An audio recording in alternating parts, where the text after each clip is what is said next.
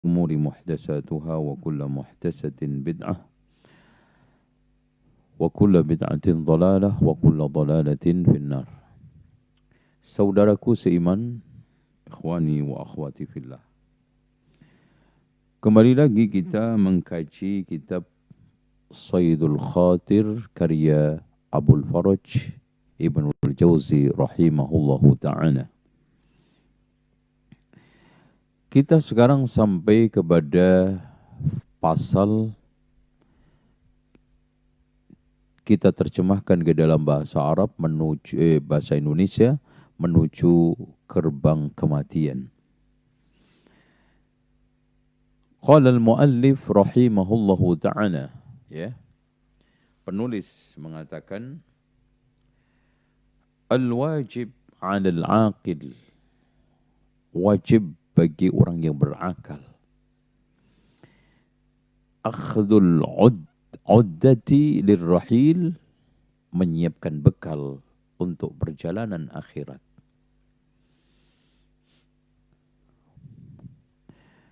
Karena Rasulullah sallallahu alaihi wasallam menegaskan ketika ditanya ayyul mu'minina akyas, mana di antara mukmin yang paling cerdas? Rasulullah sallallahu alaihi wasallam menjawab, aktsaruhum dzikran lil maut, mereka yang paling banyak mengingat kematian.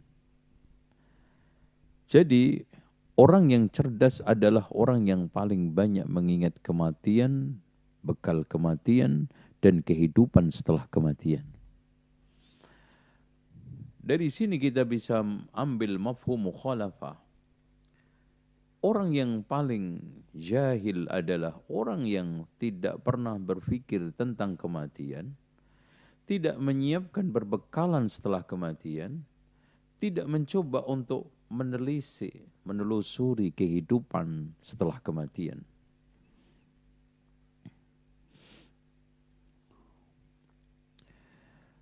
Makanya ketika para ulama mendefinisikan al-iman ialah apa?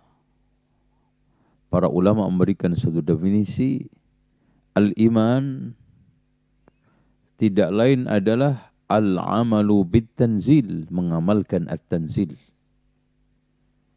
yaitu Al-Quran.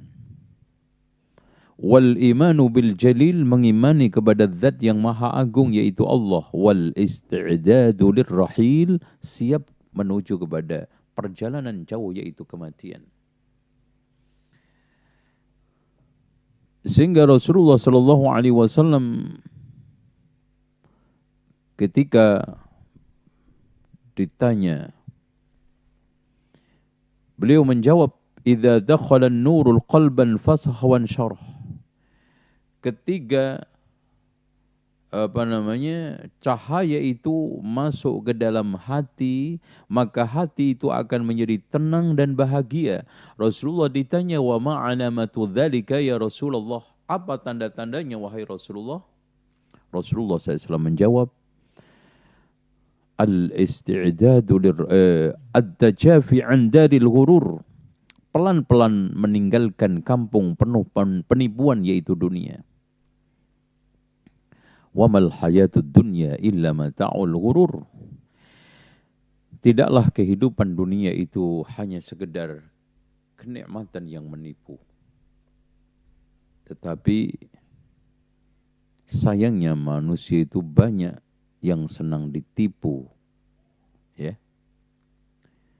yang puas dengan ditipu, ya. Terus kemudian yang tidak kalah pentingnya adalah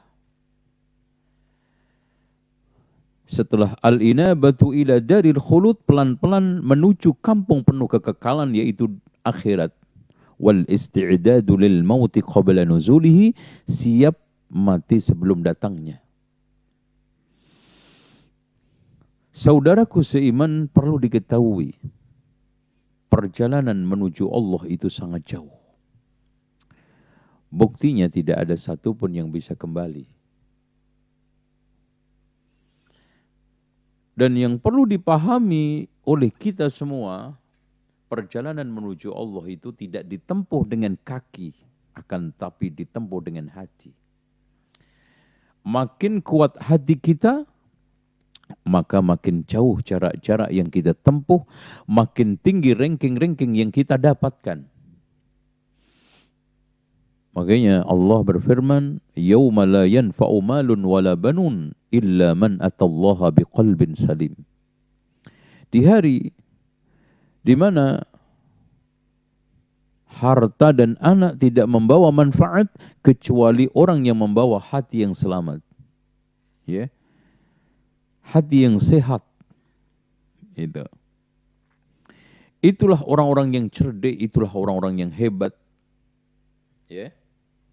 Makanya Imam Ibnul Jauzi mengatakan al-wajib 'alal aqil, wajib bagi orang yang berakal, akhdul 'uddati lirrahil, menyiapkan bekal menuju perjalanan yang jauh. Yang itu hanya dibekali dengan hati yang selamat, hati yang kuat, hati yang penuh dengan keimanan dan ketakwaan, hati yang dihiasi oleh ilmu yang bermanfaat. Makanya betul kata Imam Ahmad, aslul ilmi khasyatullah, asas daripada ilmu adalah takut kepada Allah. Sehingga Allah menegaskan, innama yakhsyallaha min ibadihil ulama'u. Yang paling takut kepada Allah dari hamba-hambanya ini adalah yang paling berilmu. Ilmu apa? Ilmu yang bermanfaat. Ilmu bermanfaat itu apa? Ilmu yang bersumber dari Al-Quran dan Sunnah. Menurut pemahaman salaful ummah. Ikhwani yang dirahmati oleh Allah Subhanahu wa ta'ala, dari sinilah Imam Ibnul Qayyim di dalam kitabnya Ijtima'ul Juyusil Islamiyah, kenikmatan itu ada dua, kenikmatan yang mutlak, yaitu kenikmatan al-hidayah ilal islami wa sunnah, dan yang keduanya adalah nikmat yang muqayyadah, nikmat yang terbatas. Dan beliau juga menegaskan puncak dan sumber kehancuran manusia itu ada dua, menyia-nyiakan hati dan menyia-nyiakan waktu. Menyia-nyiakan hati membuahkan sikap lalai, menyia-nyiakan waktu akan cenderung mengikuti hawa nafsu. Makanya Allah melarang kepada kita, wala tuti' man aghfalna qalbahu an dzikrina wattaba'a hawahu wa kana amruhu furudha. Janganlah kau taati orang yang saya lalaikan hatinya dan mengikuti hawa nafsu, maka urusannya pasti akan berantakan. Dari sinilah kita sebaiknya urusan utama pertama yang kita urusi adalah bagaimana kita itu menyiapkan bekal. Sehingga Abu Hazim mengatakan, siapa yang memiliki 3 sikap, maka akalnya akan menjadi sempurna. Yang pertama adalah mengenali dirinya. Mengenali dirinya sebagai makhluk, mengenali dirinya sebagai hamba Allah, mengenali dirinya hamba yang serba cacat, kurang, banyak dosa salah, maka itu akan menjadi, kita itu cenderung bisa berpikir sehat. Yang keduanya adalah menjaga lisannya. Ya. Man somata naja, siapa yang diam akan selamat. Dan yang ketiga adalah bersikap qanaah. Ya. Dengan demikian, betul kata Abu Darda, siapa yang banyak mengingat kematian, maka akan kurang rakusnya dan kurang sikap melampaui batasnya. Sehingga Abu Ali Ad-Daqqaq memberikan satu faedah di antara faedah memperbanyak mengingat kematian yang Rasulullah katakan, aksiru min dzikri hadimil ladzat, perbanyaklah kalian mengingat sesuatu yang menghancurkan kelezatan, yaitu al-maut. Di antaranya adalah satu, memberikan semangat untuk ibadah. Yang kedua adalah menyegerakan kita untuk taubat. Yang ketiga, kita bersikap qanaah. Itu faedah dari sekian faedah kita mengingat kematian. Jadi salah betul kalau ada orang yang menyangka bahwa dengan kita mengingat kematian itu tidak punya dedikasi, tidak punya motivasi, hidupnya akan murung. Salah. Berarti di sini ada kesalahan di dalam proses mengingat kematian. Ada kesalahan di dalam melandaskan dalam mengingat kematian. Ada salah sikap di dalam proses di dalam memahami makna mengingat kematian. Karena mengingat kematian yang benar itu pasti akan menghasilkan satu, segera bertaubat, semangat dalam beribadah, dan bersikap qanaah dalam kehidupan. Kenapa kita siapkan semua itu seperti yang dikatakan oleh para ulama? Tazawwad bittuqa fa innaka la tadri idza janna al-lailu fa hal ta'ishu ila al-fajri. Berbekallah dengan ketakwaan. Kalau sudah masuk malam, jamin enggak umurmu sampai pagi. Enggak ada yang jamin. Wa kam min salimin mata bi ghairi illatin wa kam min saqimin 'asha hinan min ad-dahri. Berapa banyak orang yang sehat mati tanpa sebab penyakit, dan berapa banyak orang yang sakit-sakitan tidak mati-mati. Wa kam min fata yumsi wa yusbihu amina wa qad nushijat akfan wa huwa la yadri. Berapa banyak pemuda yang sehat segar bugar, sore pagi merasa aman, ternyata kain kafannya digunting-gunting, dia tidak tahu. Kullu mri'in musabbihun fi ahlihi wal mautu adna min syiraki na'lihi.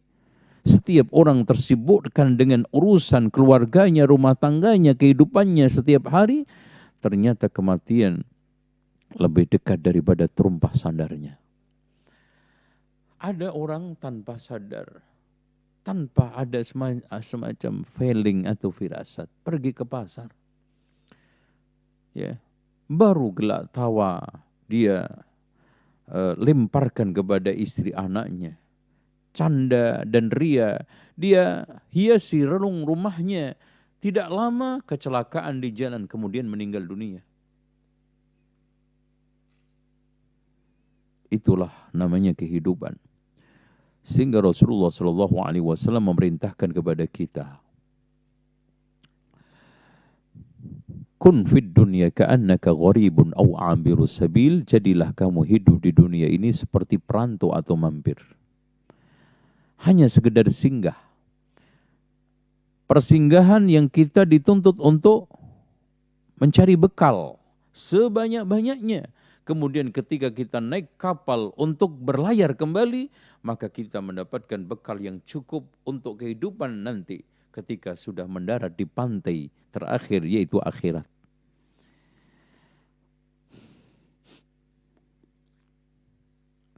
Oleh karena itu, ikhwani wa akhwati fillah, aynama takunu yudrikkumul maut walau kuntum fi burujim musyayyadah. Di mana saja kamu berada, pasti kalian akan dihampiri kematian. Walaupun kamu berdiam di gedung yang sangat kokoh dan megah. Qul innal mauta alladhi tafirruna minhu fa innahu mulaqikum. Katakanlah Muhammad, sesungguhnya kematian yang kamu ingin berusaha lari dengan berbagai macam usaha, pasti akan menyusul menemui kalian. Enggak ada yang bisa mengelak. Karena kehidupan kematian itu sepasang sejoli yang akan menemani seluruh manusia. Kullu nafsin dha'iqatul maut. Bahkan seluruh jiwa, bukan hanya manusia, seluruh makhluk yang mengalami kehidupan pasti akan mengalami kematian. Namun kematian manusia memiliki makna tersendiri, memiliki arti tersendiri, memiliki satu kondisi tersendiri, lain daripada yang lainnya. Maka yang tidak ada perkara terbaik adalah menyiapkan bekal. Perbekalan itu tidak lain adalah takwa dan iman. Perbekalan itu tidak lain adalah sholat yang serius, tahajud yang rutin, sedekah yang rajin, beramal soleh. Intinya Rasulullah SAW mengatakan, ahabbun nasi ilallahi anfa'uhum linnas, manusia yang paling dicintai oleh Allah, yang paling bermanfaat untuk manusia, wa ahabbul a'mali ilallah sururun tudkhiluhu ala muslim. Amalan yang paling dicintai oleh Allah adalah rasa gembira yang kamu masukkan ke dalam hati seorang muslim. Kenapa kita harus bersiap-siap? Kata Imam Ibnul Jauzi, فَإِنَّهُ لَا يَعْلَمُ مَتَى يَفْجَعُهُ أَمْرُ رَبِّهِ. Karena dia tidak tahu secara pasti bagaimana Allah di dalam mengambil nyawa manusia itu mendadak. Bisa aja pagi, siang, sore, malam. Bisa saja di dalam rumah, di medan perang, atau saat kita bepergian atau di jalan. Karena tidak ada yang menjamin. Mati tidak ada pendaftarannya, cabut nyawa nggak ada formulirnya. Intinya, kullu nafsin dha'iqatul maut wa nabluukum bisyarri wal khairi fitnah. Di dalam kehidupan ini ada ujian, kebaikan, keburukan. Semuanya adalah sebagai fitnah. Apakah kita nanti memilih mengayunkan langkah-langkah kita menuju surga atau neraka? Tapi ingat, kehidupan ini hanya sementara. Coba perhatikan makna daripada kullu man 'alaiha fan. Kekuatan kita pelan-pelan menyusut. Kulit kita lambat laun keriput. Dan tampilan muka kita sudah mulai bak jeruk purut. Dan sebentar lagi nyawa ini tidak akan berdenyut dan urat nadi pun sudah tidak akan juga berfungsi menjalankan fungsi kehidupan. Dan akhirnya kita akan dikubur di padang rumput. Uban yang sudah mulai merata di kepala kita. Kekuatan kita pelan-pelan berkurang memberikan satu makna, kita akan pindah pada alam lain, kehidupan lain. Makanya tidak ada orang yang berani mati, kata Sahal bin Abdullah At-Tustari, kecuali 3 orang. Yang pertama adalah orang yang tidak memahami kehidupan setelah kematian. Yang kedua, orang yang tidak percaya terhadap takdir. Yang ketiga, orang yang ingin segera ketemu Allah. Dan فَمَنْ كَانَ يَرْجُو لِقَاءَ رَبِّهِ فَلْيَعْمَلْ عَمَلًا صَالِحًا وَلَا يُشْرِكْ بِعِبَادَةِ رَبِّهِ أَحَدًا. Barang siapa yang ingin ketemu Allah dengan pertemuan yang baik, hendaklah amal soleh dan jangan menyekutukan Allah Subhanahu wa taala. Kenapa? فَإِنَّهُ لَا يَعْلَمُ مَتَى يَفْجَأُ أَمْرُ رَبِّهِ. Karena dia tidak tahu kapan kematian yang itu adalah putusan Allah akan tiba-tiba datang. فَإِذَا جَاءَ أَجَلُهُمْ لَا يَسْتَأْخِرُونَ سَاعَةً وَلَا يَسْتَقْدِمُونَ. Kalau sudah datang putusan Allah pada mereka satu ajal, maka tidak akan bisa diajukan, diundurkan. Dan bahkan kematian itu ada sekaratnya. Waja'at sakratul maut dzalika ma kunta minhu tahid. Akan pasti datang sakaratul maut pada kalian dan kalian tidak akan bisa menghindar. Wala yadri mata yustad'a. Dan dia tidak tahu kapan akan dipanggil oleh Allah Subhanahu wa taala. Oleh karena itu, wa inni ra'aitu khalqan katsira. Saya melihat makhluk yang banyak sekali. Gharrahumus syabab, tertipu oleh apa? Kekuatannya. Ya, kepemudaannya, keperkasaannya, kegagahannya. Wa nasu faqdal aqran. Dia lupa akan kehilangan teman-teman semuanya itu dengan kematian. Walhaakum tulul amal, walhaahum tulul amal, dia ditipu, dikecoh oleh panjangnya angan-angan. Akhirnya kematian datang tiba-tiba, penuh dengan suasana penyesalan. Dan tidak ada seorang mati pun melainkan menyesali apa yang terlewat. Makanya sang penyair mengatakan, waddahru an tama'in yaghirru wa yakhda'u. Kehidupan selalu menipu dan mengecoh dengan berbagai macam ketamakan hidup. Wa zakharifud dunya ad-daniyati tatma'u. Perhiasan dunia yang rendah selalu membuat manusia bersikap rakus.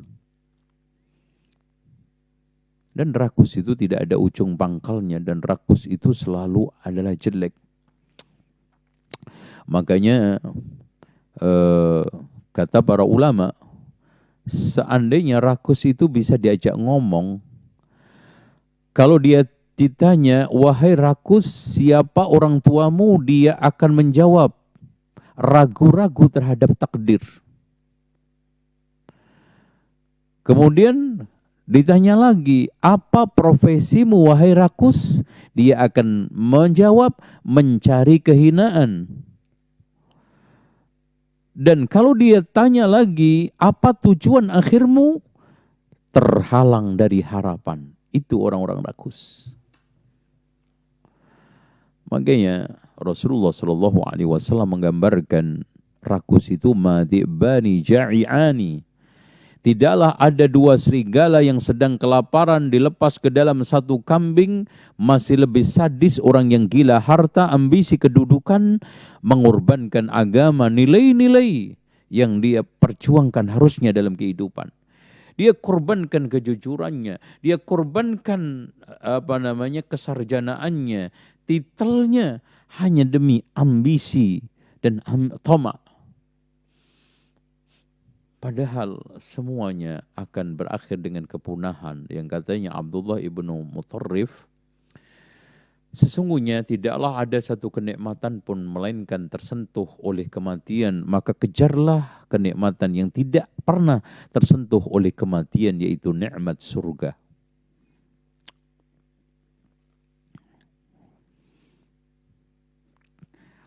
Wa a'innatul amal yutlikuhar raja. Ya. Berbagai macam angan-angan ya diperdaya oleh harapan-harapan kosong. Wa tama'an wa asyaful maniyati taqta'u. Berbagai macam sikap rakus dan ambisius terus menghiasi perjalanan hidup.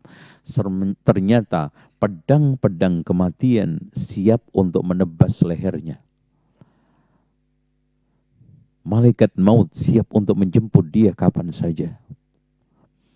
Tidak mengenal muda tua, laki perempuan, siapapun pasti akan mengalami kematian. Wal mautu atin wal hayatu mariratun. Kematian pasti datang, kehidupan penuh dengan kepahitan. Wan nasu, atau mariratun, berjalan terus bisa. Wan nasu ba'duhum li ba'din yadba'u. Manusia satu dengan yang lainnya susul menyusul untuk menjemput kematian. Subhanallah. Di masa kita kecil, kita melihat orang-orang tua berkeliaran di sekitar kita. Kita tinggalkan kampung kita beberapa tahun, maka pulang kita mendapati mereka sudah mulai tiada satu persatu. Sudah mulai menapaki kehidupan baru di alam kuburnya. Sudah mulai satu persatu memasuki gerbang yang satu yang dimasuki oleh seluruh manusia, termasuk para rasul, para nabi, adalah kematian. Oleh karena itu, jangan sampai kita itu terkecoh oleh tulul amal wa taswif. Yang kata Imam Ibnul Jauzi, tentara iblis yang paling berbahaya adalah tulul amal, panjang angan-angan, wa taswif, suka menunda-nunda. Coba bayangkan, kita umpamakan ada sekelompok penumpang, entah itu pesawat, transit di suatu tempat. Ya. Di situ hanya kesempatan terakhir untuk mencari oleh-oleh, untuk dibawa pulang kampung. Ternyata ada sebagian penumpang yang entar sebentar lagi. Sampai akhirnya pesawat tersebut siap-siap diumumkan untuk memasuki pesawat, dia tidak menggenggam apa-apa.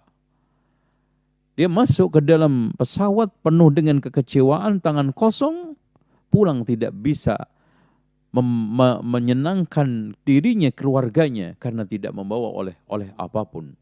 Begitulah. Orang yang sekarang ini terkena berbagai macam penyakit tulul amal wa taswib, panjang angan-angan dan suka menunda-nunda, dengan bersikap entar besok, entar besok. Alhaakumut takatsur hatta zurtumul maqabir. Kalian dibikin tertipu oleh berbagai macam sikap berbanyak-banyakan di dalam masalah syahwat dan mengejar materi.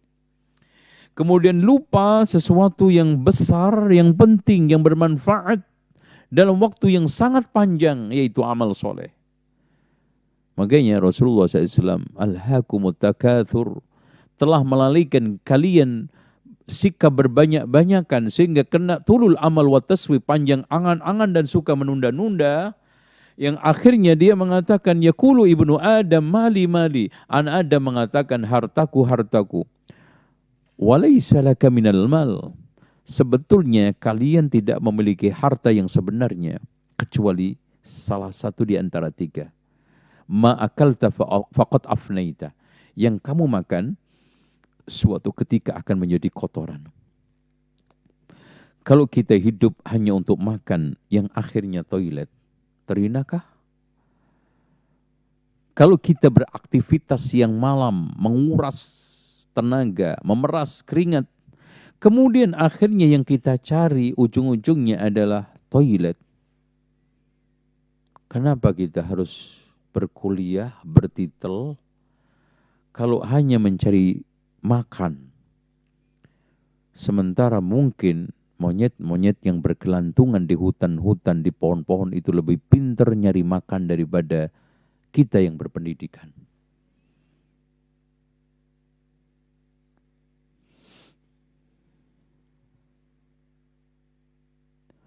Oleh karena itu, saudaraku yang dirahmati oleh Allah,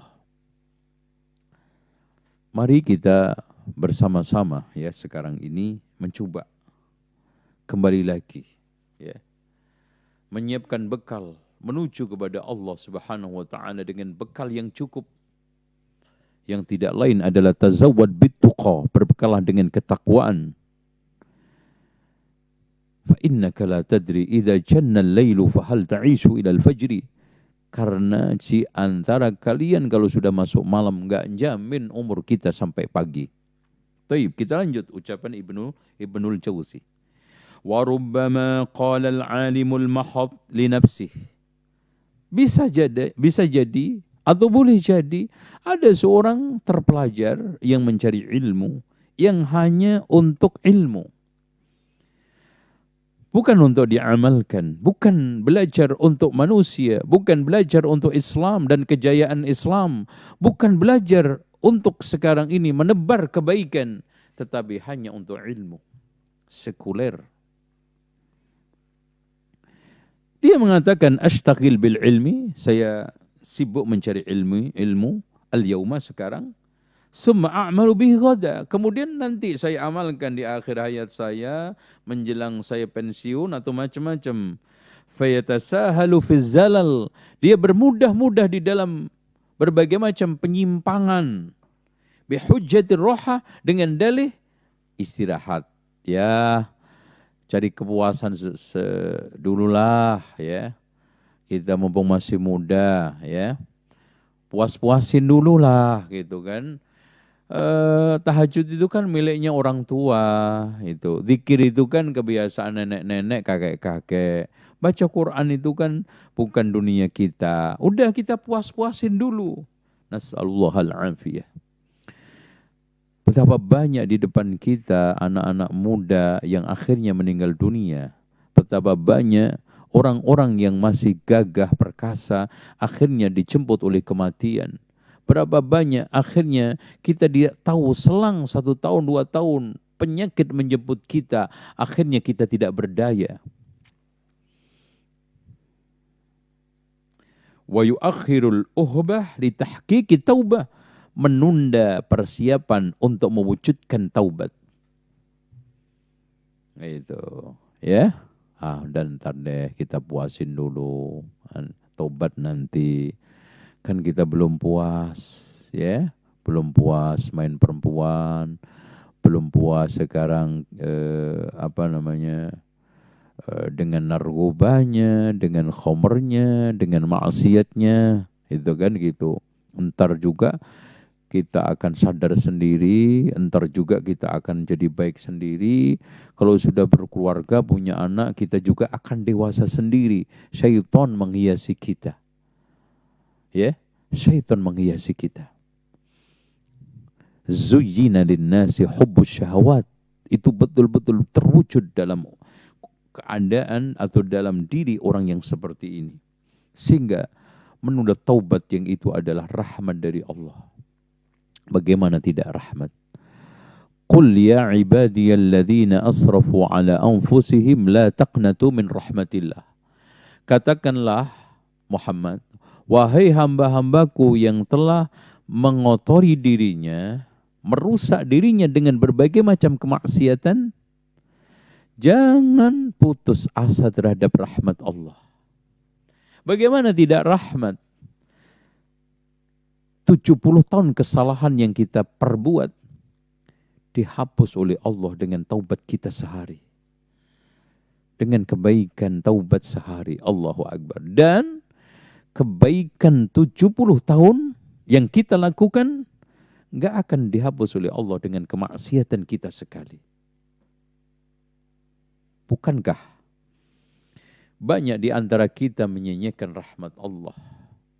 Di antara kita menzalimi rahmat Allah. Di antara kita banyak yang bersikap membalas budi kebaikan rahmat Allah dengan berbagai macam kezaliman, penyimpangan, dan kekurang ajaran. Oleh karena itu, wahai saudaraku yang dirahmati oleh Allah, mari kita bertaubat, taubatan nasuha. Tubu ilallahi ayyuhal mu'minun la'allakum tuflihun. Bertaubatlah wahai orang-orang mukmin kepada Allah, mudah-mudahan kamu sukses. Coba bayangkan. Sejahat ini Pak, Allah katakan innal ladzina fatanul mu'minina wal mu'minat tsumma lam yatubu. Orang yang memfitnah begitu dahsyat, membunuh ribuan manusia mukmin, Allah masih buka kesempatan taubat. Innallaha yaqbalu taubatal abdi, dan Allah akan terus menerima taubat hambanya malam yukhargir, selagi nyawa tidak ditenggorokan. Di dalam hadis yang lainnya, malam tatlu'i syamsu min maghribiha, selagi matahari tidak terbit dari barat. Maka ayo bertaubat kepada Allah dengan taubatan nasuha. Sadari kesalahan kita, buang keburukan, pilih kesucian dan kebersihan. Pilihlah jalan yang lurus, jalan yang berkelok-kelok dan licin yang membahayakan. Karena jalan menuju Allah itu rahmat dan mudah. Jalan menuju syaitan dan iblis itu penuh dengan kesulitan, kecelakaan dan bahaya. Wala yatahasha min ghibatin, sehingga dengan cara dia menunda-nunda taubat, berprasangka baik terhadap dirinya tadi, antar juga saya bisa begini, mumpung masih muda kita puas-puasin. Akhirnya apa? Memudah-mudahkan dia di dalam ghibah dan mendengarkan ghibah. Bukan hanya ghibah, memudah-mudahkan pada seluruh maksiat. Dengan dalih nanti ada kesempatan untuk taubat. Tulul amal wa taswid. Nanti kalau sudah masa tua, kita akan juga tahajud. Dengan tahajud Allah akan ampuni dosa saya. Dengan wudhu akan membuat dosa-dosa saya rontok. Dengan kita sholat 5 waktu nanti di akhir pensiun, Allah akan berikan berbagai macam keterbukaan daripada kebaikan-kebaikan itu. Tetapi, Masya Allah, orang itu rata-rata hidup di atas kebiasaannya. Dan untuk melepas kebiasaan itu tidak mudah. Orang yang terbiasa berhari-hari selama puluhan tahun, bahkan 40 tahun tidak sholat, mudahkah dia akan datang ke masjid? Sulit. Orang yang sudah berpuluh-puluh tahun biasa dengan kemaksiatannya, mudah nggak lepas? Tidak. Sekarang kita ambil contoh kecil saja. Ketika kita sekarang ini terbiasa ketemu orang itu tidak salam, setelah tahu salam itu merupakan satu kebaikan, sulit kan kita terapkan? Berapa banyak orang yang sudah merasakan bahwa rokok ini tidak bermanfaat, bahwa saya jantung gara-gara rokok, saya paru-paru gara-gara rokok, sudah 40 tahun dia merokok, sulit kan untuk melepas itu semuanya? Tuh. Wa min kasbi syubhatin, sehingga dia meremehkan untuk mencari harta yang syubhat. Akhirnya ayyam huwa bil wara, dengan harapan nanti kan gampang lah. Kita tidak usah kerang-kerang dalam mencari rezeki, tidak usah alim-alim di dalam memilih harta, dan kita tidak usah sok suci lah di dalam masalah harta. Nanti gampang juga kita bersihkan dengan sodako, zakat yang rajin, umroh berkali-kali. Apalagi nanti mati kita gunakan untuk membayar orang selamatan, berdoa, beres semua. Wayansa, dia lupa annal mauta, kematian itu tidak di tangan dia, tapi di tangan Allah. Wa annal mauta qad yabghatu, sehingga bukan di tangan dia, tapi di tangan Allah. Bisa saja kapanpun dia akan dijemput oleh kematian secara mendadak. Boleh jadi dia sedang berada di meja judi, boleh jadi dia berada di meja khamr, bisa jadi dia sedang berzina, bisa jadi dia sedang meninggalkan sholat, boleh jadi dia sedang melakukan kemaksiatan yang paling berat, seperti yang dilakukan oleh Barseso. Bagaimana ahli ibadah yang akhirnya berzina, menghamili perempuan, dan akhirnya adalah dia menyembah iblis, bersujud kepada iblis. Siapa yang jamin? Ya, siapa yang menjamin? Wa ma tadri nafsum bi ayyi ardin tamut. Tidak ada satupun jiwa ini tahu di mana dia akan meninggal dunia. Wal aqil fal aqilu, orang yang berakal, man a'ta kulla lahdhatin haqqaha, orang yang memberikan setiap saatnya hak daripada waktunya, minal wajib alaihi, untuk menjalankan berbagai macam kewajiban. Itulah orang yang berakal. Orang yang berakal adalah bukan orang yang sekarang ini titelnya serenteng. Orang berakal bukan orang yang sekarang ini cerdas di dalam berdialog. Orang yang berakal bukanlah orang yang sekarang ini EQ-nya setelah diukur, setelah dites itu tinggi, 150 ke atas. Tapi orang yang berakal adalah, kata Imam Ibnul Jauzi, orang yang mampu memberikan hak waktunya untuk menjalankan kewajiban sesuai dengan hak waktu tersebut. Sekarang zuhur, waktunya sholat zuhur. Hak zuhur adalah sholat zuhur. Hak asar adalah sholat asar. Hak ketika di hadapan orang tua kita birrul walidain. Hak kita sekarang di kelas adalah belajar. Itu adalah kewajiban yang harus kita penuhi. Itu orang yang paling berakal. Fa'in baghatahul maut, orang yang seperti ini, setiap waktunya, setiap detiknya, setiap menitnya, setiap saatnya disibukkan dengan berbagai macam kewajiban, kebaikan, maka bila dia didadak oleh kematian, ru'ya musta'idda, dia siap untuk menghadap kematian tersebut. Wa inna lal amal izdada khaira. Kalau seandainya harapan-harapan tersebut terwujud, maka makin tambah kebaikan. Gitu kan gitu. Wallahu a'lam bishawab. Sekarang kita buka tanya jawab, insyaallah dengan berbagai macam masalah.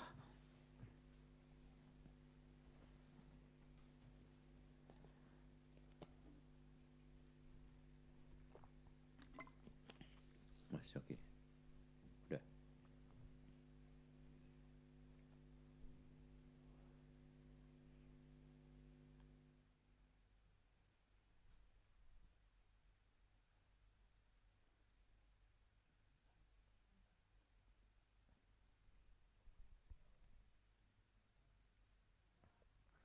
Alhamdulillahirrabbilalamin. Assalatu wassalamu ala rasulillah Muhammadin wa ala alihi wa sahbihi azmain amma ba'd. Ikhwani fillah a'azani Allah wa iyyakum. Alhamdulillah telah kita simak dan dengar bersama ilmu yang telah disampaikan oleh Ustadz kita, Ustadz Zainal Abidin LCMM hafizahullah ta'ala. Kami ucapkan jazakallahu khairan, barakallahu fik atas ilmu yang telah diberikan kepada kita semua. Semoga ilmu yang telah beliau sampaikan dapat bermanfaat untuk kehidupan dunia dan akhirat kita. Semoga Allah Subhanahu wa taala menjaga Ustadz dan keluarga. Bagi pemirsa yang ingin bertanya langsung kepada Ustadz Zainal Abidin LCMM hafizahullah taala, bisa melalui telepon secara langsung atau melalui pesan singkat di nomor telepon 0811 111 2192. Kami ulang kembali di nomor 0811 112192. Ya, melalui via telepon sementara belum ada, Ustaz. Jadi kita melalui pesan singkat terlebih dahulu. Ini ada pertanyaan yang pertama. Bismillah. Apakah yang membantu Nabi Muhammad Sallallahu Alaihi Wasallam? Dia seorang kafir, tapi dia suka membantu Nabi dan para sahabat. Apakah dia termasuk bisa masuk surga, Ustaz? Jazakallahu khairan. Baik. Perlu diketahui bahwa bantuan dan kebaikan orang kafir itu sebanyak apapun tidak bermanfaat untuk dirinya nanti di akhirat maksudnya. Ya. Kenapa? Mungkin ada yang berusaha untuk protes. Ya. Orang yang baik masa masuk neraka? Kita jawab, seorang yang belum bisa berbuat baik kepada Sang Khalik dengan mentauhidkannya, dengan beriman kepadanya, dengan berislam, maka kebaikan kepada makhluk ini tidak ada nilainya. Nggak ada nilainya. Kenapa pada akhirnya seluruh kebaikan yang dilakukan oleh makhluk ini, kalau sudah tidak dianggap baik oleh Allah, hilang. Oleh karena itu, tuntutan baik kepada Allah dulu harus kita berikan, kemudian setelah itu baik kepada makhluk. Hablum minallah dulu wa hablum minan nas. Makanya kenapa kita tuntut masuk Islam, bahkan setelah masuk Islam, anta aslamta wa ma ma'aka minal khair. Kamu masuk Islam bersama kebaikan-kebaikan yang kamu lakukan saat kamu masih kafir. Kenapa? Karena di sini ada ganjalan berat. Itu. Kita ini kan sebetulnya berbuat kebaikan itu kan masuk surga. Tujuannya menjadikan pahala ridha Allah. Lah bagaimana kita itu bisa diridhoi oleh Allah, kita masih belum bisa berbuat baik kepada Allah. Dan pintu utamanya adalah berislam dulu, beriman dulu. Oleh karena itu, kita bisa tegaskan, sebanyak apapun kebaikan yang dilakukan oleh manusia, kalau dia belum menunjukkan pintu kebaikan yang berupa iman kepada Allah, maka kebaikan itu akan tertahan. Karena pintunya tertutup. Buka pintu dulu, baru kebaikan itu masuk. Yaitu apa? Asyhadu an la ilaha illallah. Makanya la ilaha illallah itu miftahul jannah, kunci surga. Dan miftah itu, kunci itu pasti ada gigi-giginya supaya bisa membuka pintu tersebut. Dan tidak lain gigi-gigi tersebut amal soleh. Oleh karena itu, setelah kita itu punya kunci, masuk, kemudian ada giginya, nah baru kebuka. Jadi kan nggak mungkin ada gigi tanpa kunci. Dan kalau kuncinya juga tidak ada, bagaimana kita itu bisa membuka pintu yang akhirnya kita akan diterima oleh Allah Subhanahu wa taala? Maka Islam dulu, syahadat dulu, beriman dulu, baru setelah itu amal. Makanya ketika Allah Subhanahu wa taala menegaskan, "Faman kana yarju liqa'a rabbih falyamal amalan salihan wa la yusyrik bi'ibadati rabbih ahada." Amal soleh itu selalu bergandengan dengan apa? Tidak menyekutukan Allah, tidak bersalah dengan Allah, yang dikatakan inna syirka la dzulmun adzim, sesungguhnya kesyirikan itu adalah kezaliman yang besar. Wallahu a'lam bissawab. Ya, barakallahu fiik Ustaz atas jawabannya. Kita buka mulai via telepon. Iya. Di 081 111 112 atau 192. Iya. Ya, tidak ada. Kita selanjutkan ke pertanyaan pesan singkat Ustaz.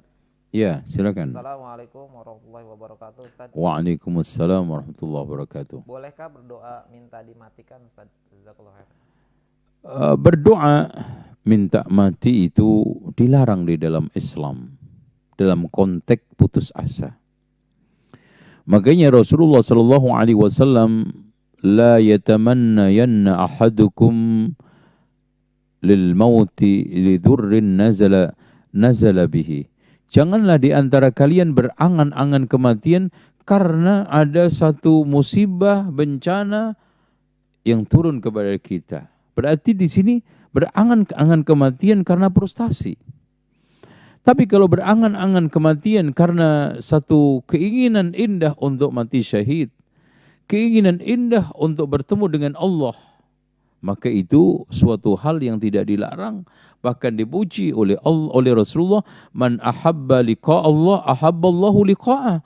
Barang siapa yang senang ketemu Allah, Allah juga senang ketemu dia. Betapa banyak di kalangan para sahabat rindu dan menginginkan untuk mati syahid. Betapa banyak di kalangan tabi'in rindu dan menginginkan mati di dalam keadaan syahadah. Makanya Rasulullah SAW mengatakan, man lam yaghzu wa lam yuhaddis nafsahu bil jihad mata mitatal jahiliyah. Barang siapa yang mati tidak pernah perang dan mengajak dirinya untuk berfikir perang, maka mati dalam keadaan jahiliyah. Maksudnya ghazwah, jihad, yang merupakan syariat Islam yang paling bergengsi, syariat Islam yang paling sakral, syariat Islam yang paling ditekankan oleh Al-Quran dan Sunnah, sampai Imam Al-Bukhari membuat bab yang terpanjang setelah sholat adalah Kitabul Jihad wal Ghazawa. Ya, wallahu a'lam bishawab. Ya. Ya, silakan. Waalaikumsalam warahmatullahi wabarakatuh.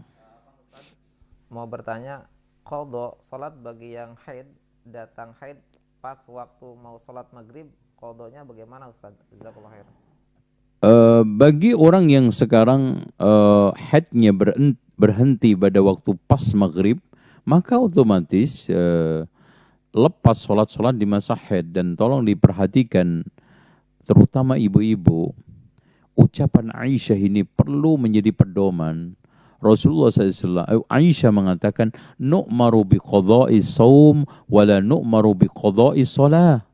kita diperintahkan oleh wanita yang haid nifas ini, oleh Islam, oleh Rasulullah, hanya mengqadha puasa, tidak mengqadha salat. Ya. Jadi orang wanita yang sedang haid, ya wanita yang sedang haid, selama haid itu gugur apa? Salatnya. Kalau puasanya gugur pada saat itu, tapi setelah suci disuruh untuk mengqadhanya, begitu. Ya.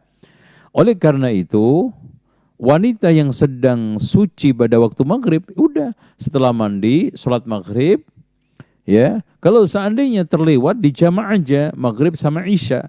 Karena ini masih rangkaian satu sholat, ya, dengan maghrib 3 rakaat, isya 4 rakaat, sudah salam setelah itu selesai. Begitu caranya.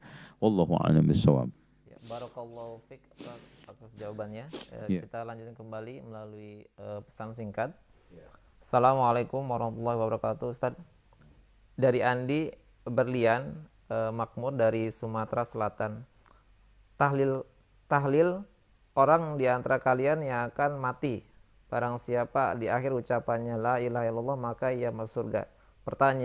Pertanyaannya adalah, mungkinkah seorang yang kala hidupnya jarang mengucapkan la ilaha illallah akan mudah mengucapkannya di kala kematiannya tiba? Dan apakah mungkin orang yang sering mengucapkan la ilaha illallah akan mudah mengucapkannya di kala kematian tiba? Syukran Ustaz atas jawabannya. Ada suatu statement dari ulama yang perlu kita renungkan. Orang itu biasanya mati di atas kebiasaannya. Lihat aja, orang yang sekarang ini biasa dengan kehidupan maksiat, cenderung potensi besar adalah mati di atas kemaksiatannya. Orang yang sekarang biasa ibadah, biasa melakukan berbagai macam kebaikan, maka dia akan mati di atas kebaikannya. Wallahi ya ikhwan, orang yang tiap hari punya kebiasaan menghafal Al-Quran, nggak mungkin meninggal kecuali sedang menghafal Al-Quran. Allahu Akbar. Dan bersama Al-Quran. Begitu juga di dalam masalah kebaikan dan keburukan. Oleh karena itu siapa yang sekarang ini setiap harinya yang menjadi kajian dia adalah la ilaha illallah, mengetahui maknanya la ilaha illallah, menjalankan konsekuensi la ilaha illallah, kemudian melengkapi syarat-syarat la ilaha illallah di dalam kehidupan prakteknya, maka dia akan mati di atas la ilaha illallah. Ya, bukan hanya bagi orang yang sekarang ini melafadzkan, ya.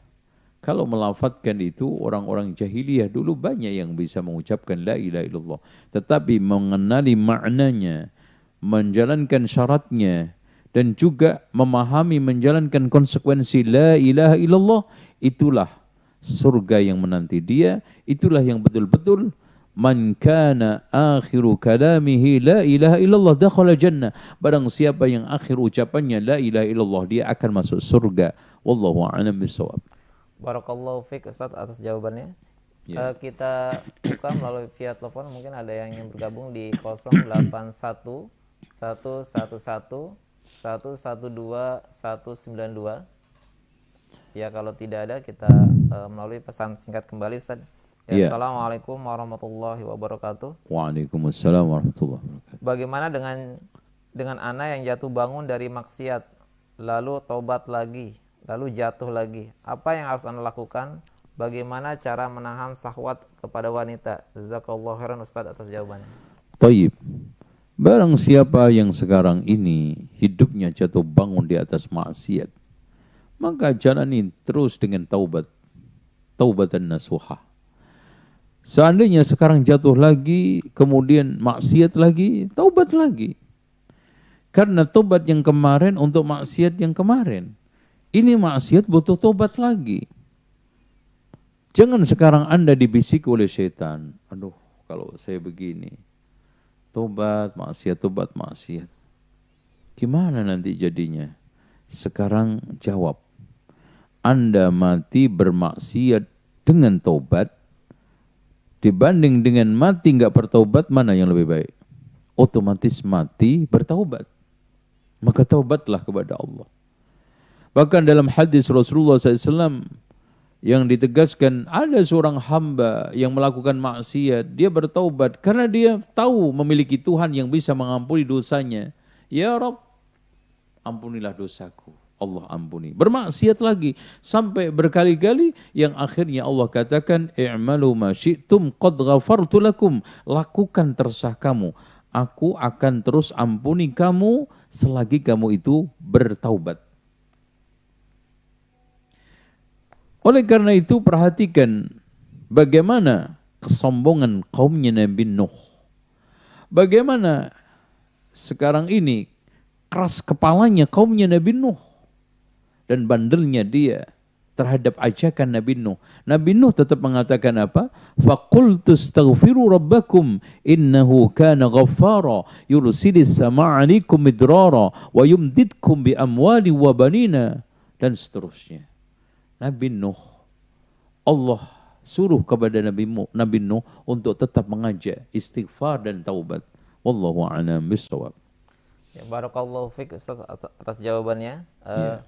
Silakan pemirsa yang ingin bertanya langsung kepada Ustaz melalui telepon di 081 111 112 192. Ya, belum ada yang masuk. Kita lanjutkan ke pesan singkat Ustaz. Iya. Assalamualaikum warahmatullahi wabarakatuh. Waalaikumsalam warahmatullahi wabarakatuh.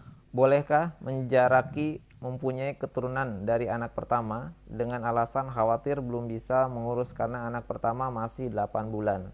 Dan jika boleh, berapa tahunkah jarak yang baik? Jazakallahu khairan. Perlu diketahui bahwa kalau sekarang ini menahan kehamilan karena pertimbangan kesehatan, masih ada toleransi. Tetapi kalau sekarang menahan kehamilan hanya takut memberi makan, itu tidak ada toleransi. Wala taqtulu khasyata imlaq. Jangan kamu membunuh anakmu takut memberi makan karena miskin. Tetapi kalau ada tujuan-tujuan lain secara umum boleh. Makanya di sana ada satu pernyataan dari salah seorang sahabat, kunna na'zil wal Qur'anu yanzil wala yanhana an dzalik. Quran turun, saya melakukan azl, yaitu menumpahkan air mani di luar rahim, tidak melarang kami. Dari situ, nah, oleh karena itu silahkan diatur maslahatnya berapa, dan tidak ada jarak maksimal minimal. Cuma kalau kita memberikan suatu semacam usulan, itu ya jarak yang paling terbaik adalah nyusuin ya. Selesai nyusuin itu suatu jarak yang bagus, karena kita dianjurkan anak itu mendapatkan asupan ASI sampai 2 tahun. Itu yang paling bagus, sehingga pertumbuhan anak, perkembangan anak, pertumbuhan kaitannya dengan tubuh, perkembangan kaitannya dengan kejiwaannya akan tumbuh dengan baik. Wallahu a'lam bishawab. Barakallahu fiik Ustaz atas jawabannya. Silakan bagi pemirsa yang ingin bertanya langsung kepada Ustaz melalui via telepon di 081 111 112 192. Ya, silakan yang ingin bicara langsung dengan Ustaz. Silakan. Ya, assalamualaikum. Assalamualaikum. Assalamualaikum.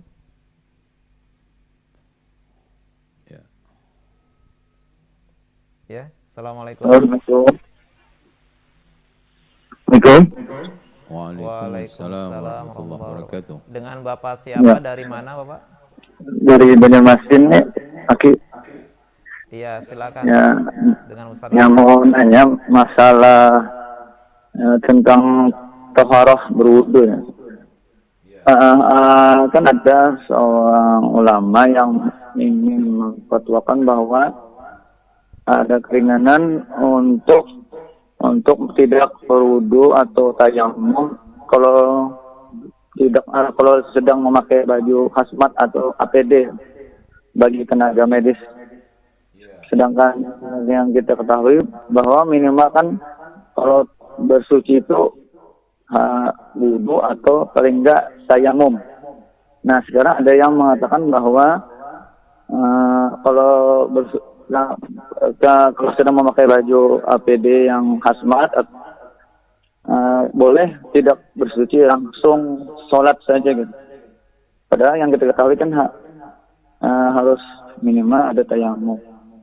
Nah, bagaimana penjelasannya Ustaz? Kalau ya itu aja pertanyaannya. Jazakallahu khairan. Wa iyyakum. Silakan. Perlu diketahui bahwa orang yang sholat itu ada level-level keadaannya. Ada yang bisa wudhu, ada yang cuma bisa tayamum, ada yang nggak bisa wudhu, nggak bisa tayamum. Contoh, orang yang sedang di penjara, kemudian diborgol tangannya di kursi, berhari-hari, apalagi dia di tangan orang kafir, dan memang sengaja untuk tidak diberikan kesempatan ibadah. Apakah orang yang seperti ini tidak sholat? Oh, enggak bisa, tetap sholat. Makanya di dalam istilah fikih namanya faqidut tahuraini. Orang yang kehilangan dua suci, yaitu tidak bisa wudhu dan juga tidak bisa tayamum. Maka sholat apa adanya. La yukallifullahu nafsan illa wus'aha. Allah tidak membebani hambanya ini di luar kemampuannya dia. Malah Allah juga menegaskan fattaqullaha mastata'tum, bertakwalah kamu sebatas kemampuan yang kamu miliki. Oh. Begitu juga sekarang tim medis ya, yang dia selama 8 jam itu ada beberapa sholat yang dikorbankan. Sementara pakai lepas itu adalah yang sangat sulit. Kenapa? Karena pakaian ini kalau sudah dilepas dibuang pakai lagi, dan ini memberatkan. Sementara di dalam Islam itu ada satu kaidah, al-masyaqqatu tajlibut taisir, kesulitan mendatangkan kemudahan. Dengan demikian ad-daruratu tubihul mahdurat, darurat itu membolehkan sesuatu yang dilarang, maka akhirnya orang yang seperti ini seperti hukumnya tadi. Orang yang kehilangan dua suci, alias tidak mungkin dia melakukan wudhu, tidak mungkin dia melakukan tayamum. Dalilnya, pernah Umar bin Khattab sama Ammar bin Yasir, ya, ketika di dalam perjalanan nggak menemukan air, akhirnya apa? Umar tidak sholat, tapi Ammar bin Yasir ini melakukan tayamum tapi dengan cara gulung-gulung.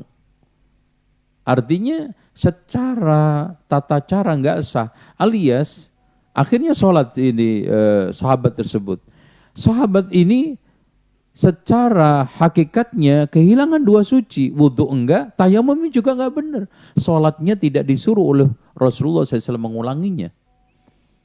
Oleh karena itu, saya tegaskan di akhir daripada ini, bagi orang yang sekarang ini memakai pakaian medis yang menangani COVID, sehingga tidak memungkinkan untuk wudhu dan juga tayamum, maka sholat apa adanya, dan status orang ini seperti keadaannya faqidut tahuraini, kehilangan dua suci, seperti orang yang saya contohkan tadi di penjara, di kursi di borgol berhari-hari, yang tidak bisa wudhu, nggak bisa juga tayamum, maka dia sholat apa adanya. Wallahu a'lam bishawab. Barakallahu fiik Ustaz atas jawabannya. Kita buka pertanyaan kembali melalui via telepon di 081 111 112 192. Silakan kepada pemirsa yang ingin bertanya langsung kepada Al-Ustaz. Ya, assalamualaikum. Ya, belum ada. Kami ulang kembali. Bagi pemirsa yang ingin bertanya langsung melalui Ustaz via telepon di 081 111 112 192.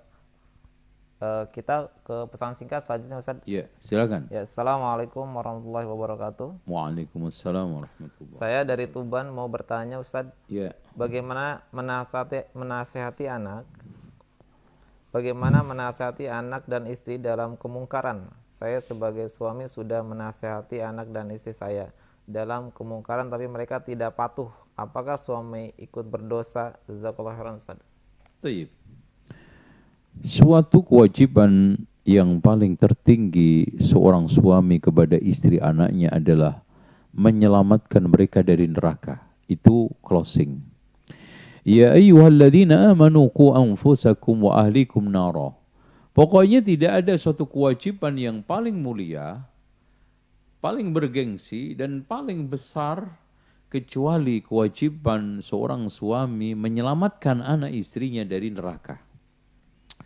Itu suatu hal yang tidak bisa ditawar-tawar. Bahkan dia kalau trader di dalam hal itu sebagai ar-rijalu qawwamuna 'alan nisa, maka dia akan kena ancaman Rasulullah, ma min 'abdin mu'minin yastar'ihi Allahu ra'iyatan yamutu yawma yamutu wa huwa ghashin li ra'iyatihi lam yaruh ra'ihatal jannah. Seorang hamba mukmin mana saja yang diberikan oleh Allah tanggung jawab, kata Syekh Utsaimin, termasuk anak dan istri, mati saat mati menipu tanggung jawabnya, maka dia mati tidak menemukan baunya surga. Rasulullah SAW mengatakan, kafa bil ismi man yudayyi'a man ya'ul. Ya, cukup berdosa orang yang menyanyiakan orang yang menjadi tanggung jawabnya. Oke. Nah, kemudian setelah kita usaha, maka kemudian tidak berhasil, maka itu bukan dosa kita. Makanya Nabi Nuh alaihissalam sampai akhirnya istrinya meninggal dalam keadaan kafir tidak disalahkan oleh Allah. Nabi Lut istrinya meninggal dalam keadaan kafir tidak disalahkan Allah. Kenapa? Karena Nabi Lut sama Nabi Nuh sudah memaksimalkan tarbiyah, sudah memaksimalkan pendidikan, sudah memaksimalkan dakwah. Karena dalam berdakwah itu Allah tidak pernah menanyakan hasil, tapi menanyakan proses sudah belum kita jalankan. Jadi hasil itu di tangan Allah. Innaka la tahdi man ahbabta. Sampai Allah mengatakan kepada Nabi Muhammad, wahai Muhammad, kamu tidak akan bisa menunjukkan orang yang paling kamu cintai. Karena apa? Taufik hidayah itu di tangan Allah Subhanahu wa taala. Makanya ana sarankan kepada antum terus dan terus mendidik, membina, memberikan satu bimbingan terus dengan penuh kesabaran dan keikhlasan. Suatu ketika kesabaran antum, keikhlasan antum akan mendapatkan nilai dari Allah. Tapi kalau makin hari makin parah, ya tidak ada pilihan lain, kata Rasulullah SAW, salasatun yad'una falam yustajabu lahum, falam yustajaba lahum. Ada 3 orang berdoa tidak dikabulkan dalam doanya. Yang pertama adalah rajulun tahtahu imra'atun sayyi'atul khuluqi falam yutallikha. Laki-laki yang punya istri jelek, akhlaknya tidak diceraikan. Yang kedua, orang yang menyerahkan hartanya kepada orang safi, yaitu kendor ini otaknya, akalnya. Dan yang ketiganya adalah serah terima harta tanpa adanya persaksian. Itu 3 perkara yang menyebabkan doa kita tertahan untuk tidak sampai kepada Allah, tidak dikabulkan oleh Allah Subhanahu wa taala. Wallahu a'lam bishawab. Barakallahu fiik Ustaz atas jawabannya. Yeah. Kita buka pertanyaan selanjutnya melalui telepon di 081 111 112 192. Yeah. Kita ke selanjutnya saya pesan singkat. Silakan. Assalamualaikum warahmatullahi wabarakatuh. Waalaikumsalam. Dari Ummu Anissa di Medan, Ustaz. Yeah. Ustaz, ana mau bertanya, bagaimana cara menasihati suami yang tidak mau mencari siapa ibu kandungnya karena sakit hati beliau diadopsi oleh orang lain sejak bayi. Ana sebagai istri harus bagaimana, Ustaz? Jazakallahu khairan. Sebagai seorang istri yang solihah seperti yang disarankan oleh Rasulullah SAW adalah mendampingi, bukan menyaingi. Membina, bukan membinasakan. Membimbing, bukan berpaling. Seorang istri yang solihah, yang Allah Subhanahu wa ta'ala akan utamakan adalah al-muti'atu li zawjiha. Orang yang mentaati suaminya. Ketaatan di dalam kebaikan, karena la ta'ata li makhlukin fi ma'asiyatillah, tidak ada ketaatan di dalam bermaksiat kepada Allah. Langkah ukhti fillah sudah benar. Langkah ibu sudah tepat. Jadi sudah merasakan keluhan hati bagaimana ada sosok yang menjadi pemimpin kita, yang menjadi sosok pengembang amanah kepemimpinan di dalam rumah tangga tertinggi, ternyata melakukan kemungkaran yang besar. Yang itu bisa menjadi sumber su'ul khotimah. Makanya Imam As-Suyuti mengatakan, faktor su'ul khotimah itu banyak sekali, tetapi rata-rata didominasi oleh 4 perbuatan. Yang pertama adalah durhaka kepada kedua orang tua. Makanya orang yang hidupnya sedang durhaka kepada orang tuanya, potensi besar su'ul khotimah itu ada. Yang kedua, menyanyiakan sholat. Karena orang yang tiap hari-harinya menyanyiakan sholat, teledor dalam sholat, potensi untuk mati dalam keadaan tidak sholat atau tidak benar sholatnya. Yang ketiga adalah menodai kehormatan orang-orang mukmin. Makanya dengan ghibah, namimah, fitnah itu mengerikan. Karena Anda bisa mati dalam keadaan su'ul khatimah. Dan yang keempat adalah kecanduan khamr. Karena orang yang kecanduan khamr itu cenderung meninggal dunia di atas berbagai macam warna-warni khamrnya, kemudian keburukannya, dan berbagai macam sebab-sebab yang ditimbulkan. Makanya Rasulullah SAW mengatakan, al-khamru ummul khaba'is, khamr adalah induk seluruh kejahatan dan keburukan. Karena dengan khamr, orang tersebut akan cenderung terbuka untuk melakukan berbagai macam kejahatan, penyimpangan, dan kemaksiatan, sehingga dari situlah betul bahwa khamr adalah induk segala keburukan. Wallahu a'lam bishawab.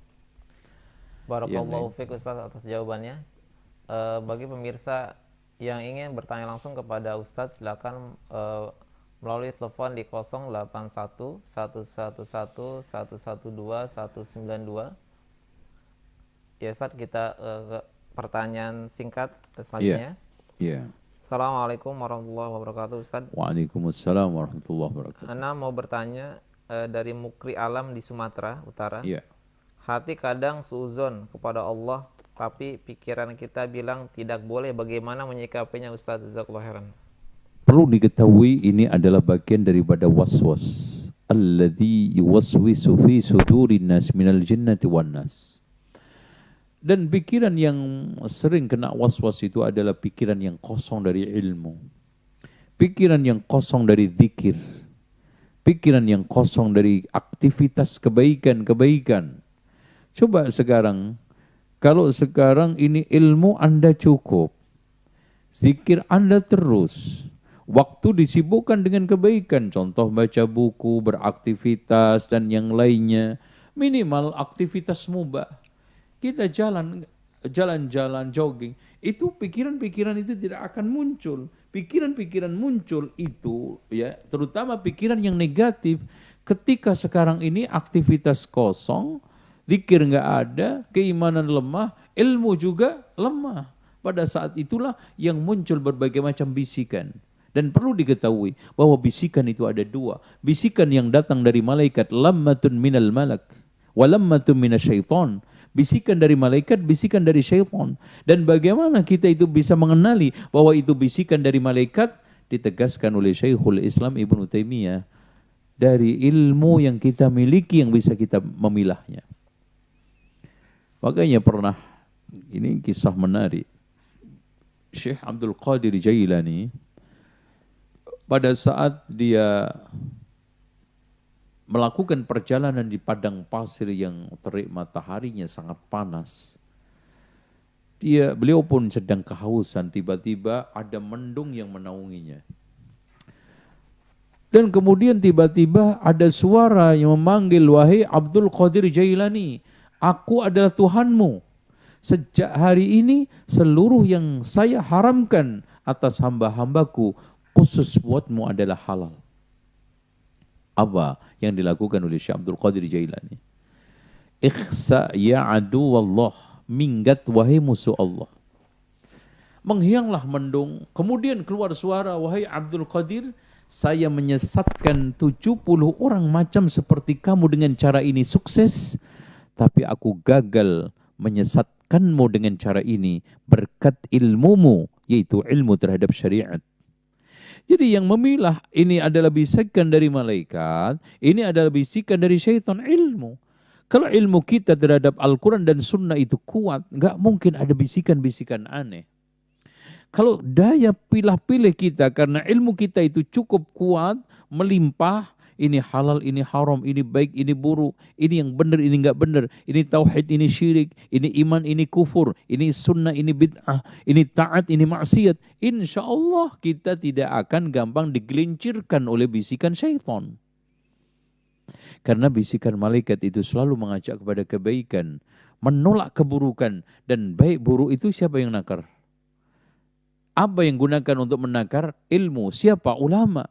Makanya dekatlah dengan ilmu, dekatlah dengan ulama, Anda akan mendapatkan kebaikan-kebaikan dan hilang semua itu biiznillah. Wallahu a'lam bishawab. Ya. Pertanyaan selanjutnya melalui via telepon di 081 111 112 192. Silakan kepada pemirsa yang ingin bertanya langsung kepada Ustadz. Sekarang kita lanjutkan ke melalui pesan singkat Ustadz. Yeah. Ya, Assalamualaikum warahmatullahi wabarakatuh. Waalaikumsalam warahmatullahi wabarakatuh. Semoga Allah Subhanahu wa taala selalu melindungi dan menjaga kesehatan Ustadz, keluarga. Amin. Dan Amin. semoga Ustadz selalu istiqomah di atas sunnah. Amin.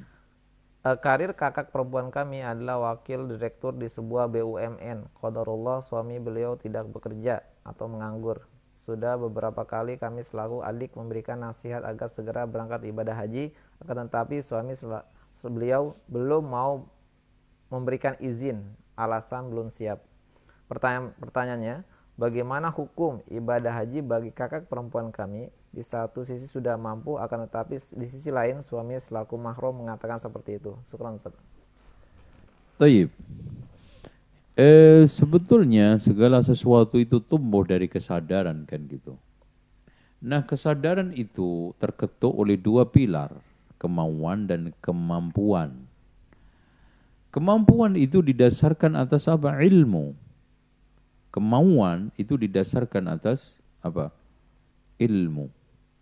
Kemampuan itu didasarkan atas himmah, yaitu kesemangatan. Makanya pada pertemuan-pertemuan yang lalu, segala sesuatu itu harus didorong oleh dua, ilmu yang menerangi jalan dan himmah, semangat yang menapaki jalan tersebut. Kalau sekarang jalannya sudah terang, kemampuan untuk menapakinya ada, insya Allah jalan. Nah, sekarang yang ada pada saudara antum ini nampaknya tidak ada salah satunya atau mungkin dua-duanya. Ilmu tidak ada, kemampuan nggak ada. Kadang ilmunya sudah ada, tapi kesemangatannya tidak ada. Maka di sini dibutuhkan satu pemahaman yang baik akan melahirkan aplikasi yang baik dari situlah. Dan terus tidak bisa sekali dua kali. Dan secara hukum barang siapa yang cukup tidak haji maka dosa. Bahkan ada satu riwayat dari Umar bin Khattab hendaknya mati Yahudi Nasrani. Itu karena Rasulullah SAW man aradal hajja falyata'ajjal, barang siapa yang ingin haji disegerakan. Karena kita tidak tahu kapan kematian menjemput kita, kapan kelonggaran dan akan kita miliki lagi. Kesempitan mungkin akan datang lebih sempit lagi, kerepotan akan datang lebih repot lagi. Semakin kita itu menunda, semakin kesulitan itu datang dan kesempatan akan semakin ciut. Umur kita, tenaga kita, pikiran kita, beda dengan sekarang haji ketika kita masih muda, masih sehat, masih juga kita bisa beraktivitas, bergerak dengan bebas. Ini beda sekali. Oleh karena itu, berangkat dari firman Allah, walillahi 'alan nasi hajjul baiti man istata'a ilaihi sabila, bagi Allah hak atas setiap hamba yang memiliki kemampuan untuk haji ke Baitullahil Haram. Sabila, kemampuan itu tidak lain adalah az-zadu, bekal, war-rahilah, yaitu kendaraan. Kalau ar-rahilahnya ada, az-zad, bekal ada, maka itu sudah wajib. Kalau tidak, maka dia Faman kafara fa innallaha ghaniyun 'anil 'alamin, dan kufur di sini bisa kufur ni'mah atau bahkan bisa kufur yang syariah. Kufur ni'mah dosa kecil, kufur syariah dia bisa keluar daripada Islam. Wallahu a'lam bishawab. Barakallahu fiik Ustaz atas jawabannya. Ya. Silakan bagi pemirsa yang ingin berinteraktif langsung dengan Ustaz di 081 111 112 192.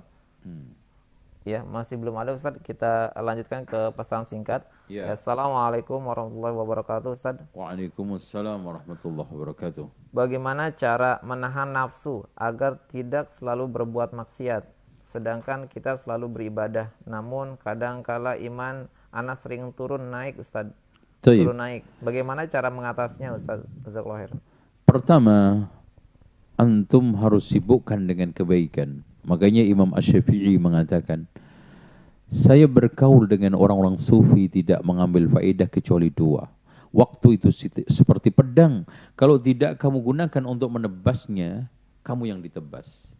Dan orang itu kalau tidak sibuk dengan kebaikan, maka dia akan sibuk dengan keburukan. Itu yang pertama. Yang kedua, antum harus meninggalkan tempat yang memicu syahwat antum dengan cara hijrah. Yang ketiganya, antum harus meninggalkan orang-orang yang sekarang ini mendorong, memicu antum untuk bermaksiat. Yang keempatnya, antum bersanding dengan ilmu dan orang-orang berilmu. Karena bersimpuh di dalam halaqat zikir, dekat dengan ulama, orang yang berilmu akan menuntun antum ke dalam kebaikan. Ucapannya mengajak kepada kebaikan, perbuatannya menunjukkan kita kepada jalan akhirat. Ya. Dan yang selanjutnya yang tidak kalah pentingnya, ini sangat penting sekali. Karena pada akhirnya ihris ala ma yanfa'uk. Mintalah, berusahalah kamu mengejar sesuatu yang bermanfaat. Wasta'in billah, mintalah bantuan, kekuatan dari Allah untuk bertaubat, meninggalkan dari maksiat. Terus memohon kepada Allah. Rabbana la tuzigh qulubana ba'da idh hadaitana wa hab lana min ladunka rahmah innaka antal wahhab. Rabbana wa tsabbit aqdamana wansurna 'alal qaumil kafirin, dan seterusnya.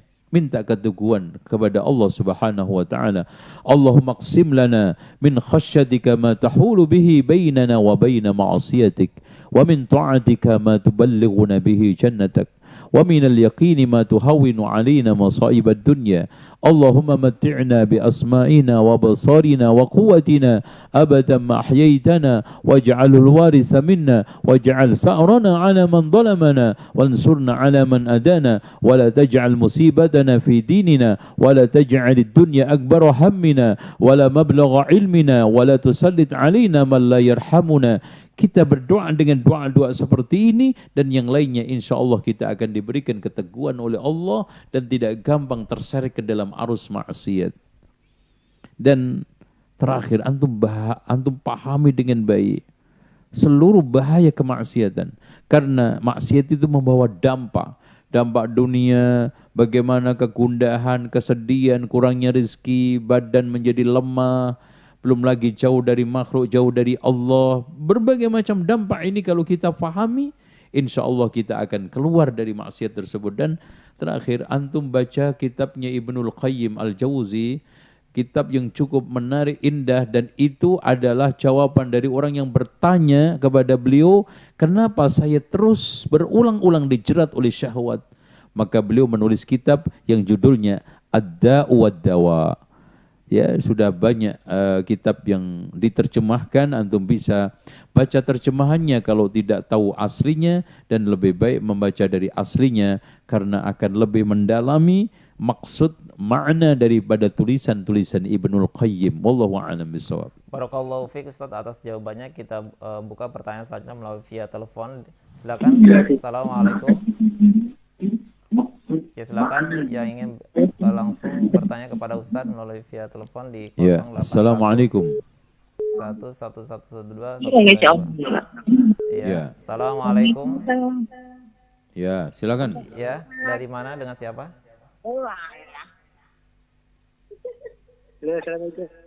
Halo. Assalamualaikum. Silakan Bu, Pak. Ayo. Ya, silakan. Putus. Oh, terputus. Ya, silakan kepada pemirsa yang ingin bertanya langsung kepada Al-Ustaz Zainal Abidin LCMM Hafizahullah Ta'ala melalui via telepon di 081 111 112 192. Halo, assalamualaikum. Assalamualaikum. Assalamualaikum warahmatullahi. Ya, silakan Bu. Ibu siapa dari mana? Halo Ustaz, Ane mau nanya. Tadi udah nanya, Iya. cuman terputus Ustaz. Ya, silakan. Bagaimana cara menasihati suami yang tidak mau mencari siapa ibu kandungnya dikarenakan sakit hati karena beliau diadopsi oleh orang lain sejak bayi. Ana sebagai istri harus bagaimana Ustaz? Ya, cukup. Karena kalau Ana menasihati suami, maksudnya mengingatkan beliau gitu untuk mencari ibu kandungnya, selalu ujungnya bertengkar Ustaz. Ya, cukup.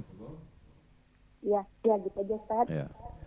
Iya, pertama seorang anak tidak boleh dalam keadaan apapun sakit hati kepada ibu bapaknya.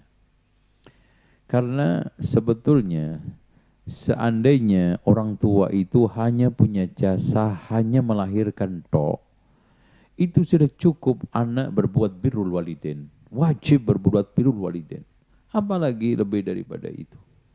Taruhlah Anda sakit hati, kemudian sabar terhadap sakit hati tersebut, dapat pahala kan? Bagaimana kita bisa bersabar dengan berbagai macam sakit hati kepada orang lain, berharap pahala? Kenapa Anda tidak berharap pahala dari menahan sakit hati dengan ibu kandung antum? Ya kan gitu. Oleh karena itu, bersabar dan tahan. Karena di sana ada orang yang masih lebih susah daripada antum, lebih tersakiti oleh orang tuanya daripada antum, tapi masih bisa bersabar. Dari kalangan orang-orang dahulu, dari kalangan mungkin sahabat dan tabi'in. Adapun saya katakan tadi sebagai istri, yang penting membimbing, yang penting terus memberitahu dengan cara hikmah, dengan cara yang baik dan bijak, ya. Didorong, dimotivasi dengan kalimat-kalimat thayyibah, dengan ajakan-ajakan yang baik, ya. Insya Allah suami pelan-pelan akan sadar, gitu ya Bu. Jadi sikap, kalau ditanya, sikap seorang istri adalah rakyat, ra'iyah, adalah mas'ul yang dipimpin. Ya, seorang ketika posisinya seperti itu ya hanya memberi saran, memberi masukan, sudah, tidak lebih daripada itu. Wallahu a'lam bishawab. Yang lain silakan. Barakallahu fiik Ustaz atas jawabannya. Silakan kepada pemirsa yang ingin bertanya langsung kepada Al-Ustaz melalui via telepon di 081 111 112 192. Kita melanjutkan kembali Ustaz melalui pesan singkat. Ya, silakan. Di sebuah kantor milik pemerintah ditanam beberapa tanaman berbuah yang bisa dimakan. Beberapa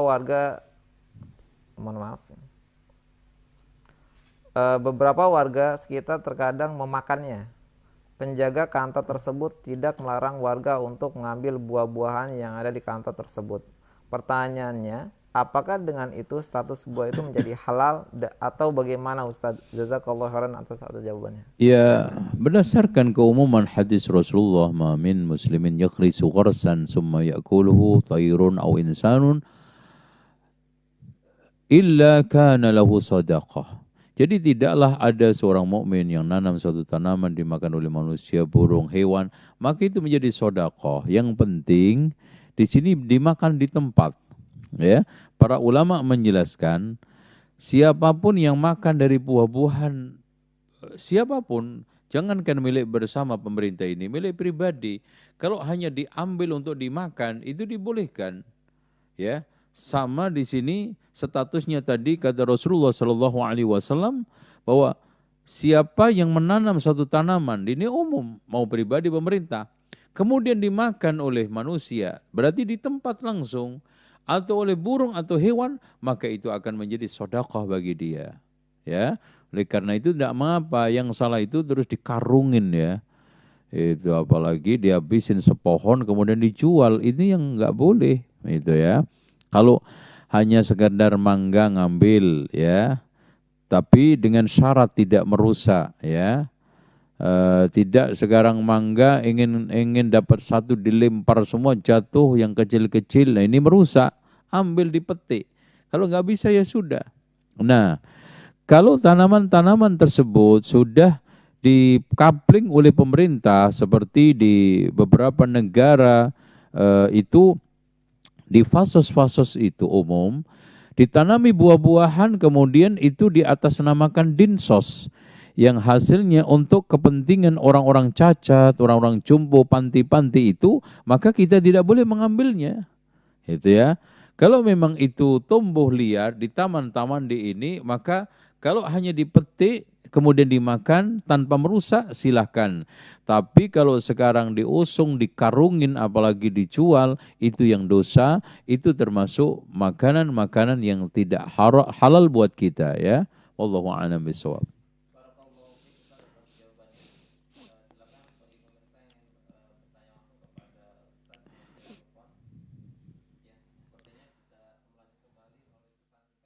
Ya, silakan.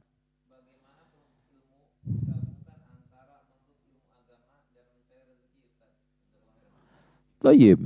Mencari ilmu dengan mencari rizki itu tidak harus berbenturan. Dan ini telah dipraktikkan oleh ulama-ulama salaf. Antum lihat aja bagaimana Nabi Sulaiman meskipun hartanya melimpah dan tiap harinya disibukkan dengan nubuah, maka dia tetap untuk berkarya, membuat anyaman terbuat dari daun kurma. Nabi Daud sudah menjadi raja, tetapi masih bikin baju perang. Umar bin Khattab sampai gantian dengan teman tetangganya. Ketika dia hadir, ketika beliau absen, maka memerintahkan tetangganya untuk hadir, nanti dicatat, disampaikan ke beliaunya. Begitulah. Oleh karena itu seorang muslim tidak boleh mengkontradiktifkan, mendikotomikan antara mencari ilmu dengan mencari harta. Mencari ilmu ada tempatnya, ada saatnya. Tinggal kita manage waktunya. Disinilah pentingnya manajemen waktu.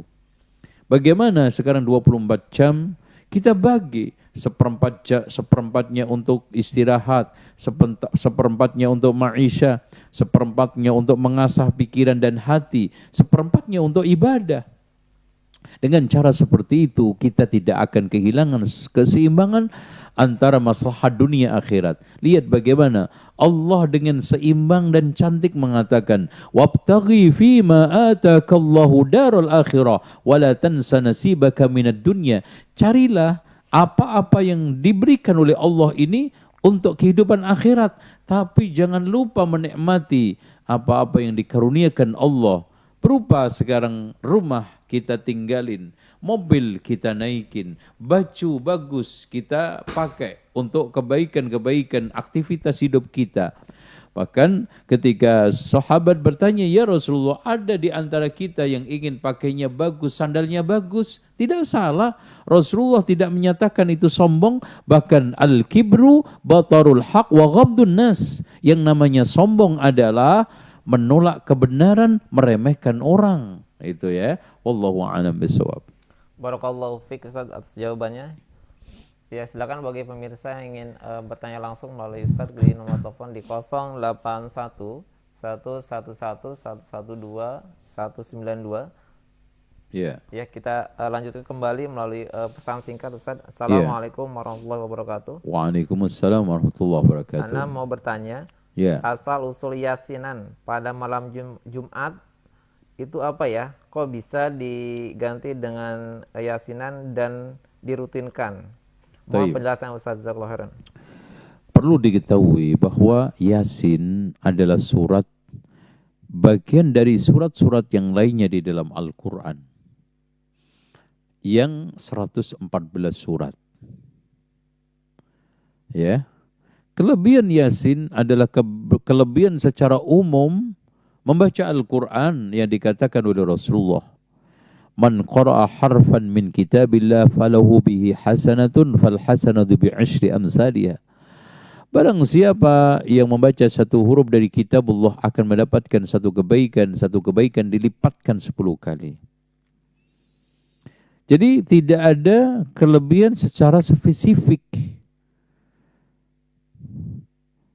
Bahkan sekian surat yang memiliki rentetan hadis-hadis, athar-athar yang menjelaskan fadilah, terbanyak dhaifnya, bahkan sampai pada tingkatan maudhu adalah Yasin. Dia sekian belasan, ya, sampai likuran kata orang Jawa itu, yang sahih itu hampir nyaris tidak ada. Dari sekian itu hanya lakinu mautakum, ya, biyasin, iqra'u ala mautakum biyasin, bacakan orang-orang matimu dengan Yasin. Itu pun debatable status hadis itu di hadapan para ulama, dan yang mendhaifkan itu lebih banyak, lebih pakar, lebih siqah daripada yang mensahihkan. Oleh karena itu kalau kita membaca Al-Quran termasuk Yasin, kita tidak usah batasin waktunya, tempatnya. Baca kapan aja, di mana aja. Yang penting tidak di toilet dan sedang berhubungan suami istri, itu aja. Nah, kalau kita ditanya tentang masalah kaitannya dengan sejarah Yasinan, ya, kalau kita tilik dari beberapa sejarah dakwah Wali Songo itu kan yang menggulirkan berbagai macam tradisi yang diisi dengan bacaan-bacaan itu untuk diislamisasikan, ibarat berbintang dibuang airnya diganti mineral kan gitu. Diisi dengan isian yang baik. Tetap aja botolnya itu botol tadi, botol khomer kan gitu. Nah, itu adalah Sunan Muria, ya. Mencoba untuk membacakan surat Al-Baqarah sehingga ada acara Baqarahan kan gitu. Untuk menarik orang-orang Jawa Tengah yang juga banyakkan Hindu karena Tuhannya itu adalah sapi, sehingga ternyata di Islam juga ada menghargai sapi. Cuman Baqarahan sekarang itu sudah punah. Ya, sudah nggak ada yang Baqarahan. Tinggal Yasinan, ya. Kenapa? Karena daripada orang itu bengong-bengong, ya, ngelamun-ngelamun, ditinggal mati sedih, apalagi cuma baca mau cepat dari mulai Tandang Kulo, Sinom, dan juga Asmorondono, ya mendingan kita bacain Yasin dong, sehingga ini menjadi tertradisikan Yasinan, kan gitu. Ya, daripada sekarang hari 1, 2, 3 sedih, ngelangut, ya udahlah kita hibur dengan baca Al-Quran, ya. Dan ini akhirnya mengkerucut tinggal Al-Fatihah. Ya, coba bayangkan 114 surat hanya tinggal Al-Fatihah. Nah, itu kan gitu. Dikirimkan kepada orang yang mati, tidak salah mengirimkan orang mati dengan bacaan Al-Quran. Yang salah, yang kurang tepat adalah mengkhususkan hanya Fatihah. Yang aneh di dalam surat Yasin itu Allah mengatakan apa? Liyunzira man kana hayyan wa yahiqqal qawlu 'alal kafirin. Agar dengan Al-Quran itu Rasulullah memberikan peringatan kepada orang yang hidup. Meskipun di antara para ulama hidup hatinya. Lah orang yang punya hati hidup, badannya nggak hidup apa mungkin? Nggak mungkin itu dimaksudkan mereka di akhirat, di dunia. Orang yang hidup. Ya. Dan di dalam surat Al-Fatihah pun tidak ada satu kalimat pun yang mendoakan orang yang mati. Bahkan untuk kita, ihdinas siratal mustaqim, penegasan untuk kita, iyyaka na'budu wa iyyaka nasta'in, dan memberikan satu ungkapan sejarah, Masya Allah. Kalau kita bersejarah, dalilnya di mana? Surat Al-Fatihah. Ihdinas siratal mustaqim, siratal ladzina an'amta 'alaihim ghairil maghdubi 'alaihim waladdallin. Sejarah permanusiaan itu tidak lepas dari 3. Orang yang mendapatkan nikmat, orang yang dimurka, orang yang sesat. Enggak ada lebih daripada itu. Itu aja. Bagaimana kita sibukkan diri kita dengan berbagai macam aktivitas, kirim ini, kirim itu, sementara lupa Al-Quran itu untuk yang hidup. Lupa kita terhadap isi Al-Quran untuk apa. Bahkan diri kita lupakan untuk tidak terkait dengan Al-Quran, tidak mengamalkan Al-Quran. Padahal Al-Quran itu kalau kita baca dari awal sampai akhirnya untuk kita yang hidup, bukan untuk yang meninggal dunia. Bukan kita mengatakan nggak manfaat ya. Tetapi yang butuh hidayah itu yang hidup, bukan yang mati. Dzalikal kitabu la raiba fihi hudan lil muttaqin. Hidayah. Wallahu a'lam bissawab. Ya.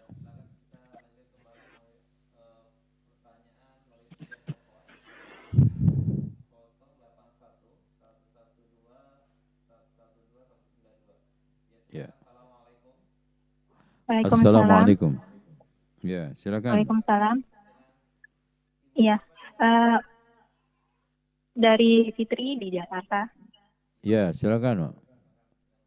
Iya, Ustaz, saya mau tanya, bagaimana dengan orang-orang yang mencela sunnah, ahlul bid'ah yang mengatakan banyak kok yang ahlul bid'ah meninggalnya itu husnul khotimah, misalnya lagi sholat, terus membaca Al-Quran gitu. Jadi malah sayanya jadi yang diserang gitu. Dia bilang makanya jangan salah hijrah. Nah itu bagaimana Ustaz menyikapinya? Dan apakah Tayyib. tanda-tanda orang meninggal husnul khotimah Ya. itu harus dengan tersenyum Ya. atau beribadah gitu? Tanda-tandanya bagaimana Ustaz itu aja. Terima kasih, jazakallah wa barakallahu fikum. Ya, Tayyib. Ustaz. Kriteria su'ul khatimah itu bukan dasarnya perasaan. Kriteria su'ul khatimah itu bukan rilis dari media. Kriteria su'ul khatimah itu dari ketetapan yang ditetapkan oleh Allah dan Rasulnya. Di antaranya kriteria orang mati husnul khatimah adalah satu, membaca la ilaha illallah akhir daripada kalimatnya. Itu satu. Kemudian mati pada waktu hari Jumat. Man mata yawmal jum'ah aw laylaha umina min fitnatil qabri. Barang siapa yang mati hari Jumat akan diamankan dari fitnah kubur. Mati bi'araqil jabin, yaitu mati dengan keringat yang ada di dahinya. Kemudian yang ketiganya adalah mati dalam keadaan syahid di medan perang. Mati dalam keadaan mabtun, mati sakit perut, ya, mati kena ta'un, ya, kena wabah seperti virus corona. Terus mati dalam keadaan al-hadm wal haraq, ya, tertimpa, terbakar, tenggelam. Ini kriteria. Taib.